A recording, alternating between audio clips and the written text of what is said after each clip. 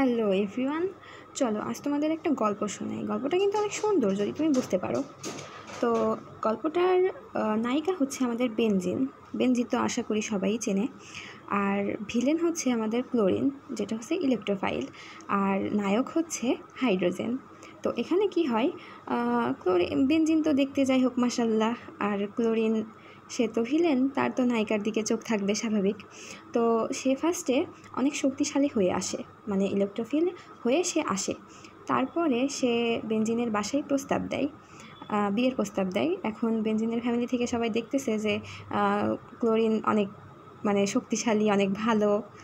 তো এই জন্যে বাসা থেকে বিয়ে ঠিক করে। অথচ বেনজিনের তো হাইড্রোজেনের সাথে রিলেশন। এখন বেনজিন কী করবে বেচারা। তারপরে সে মানে কোনো ওয়ে না পেয়ে হাইড্রোজেন আর ক্লোরিনকে একসাথে বসিয়ে বলে যে আমি কি করব, এই যে দুজন একসাথে হয়ে যায়।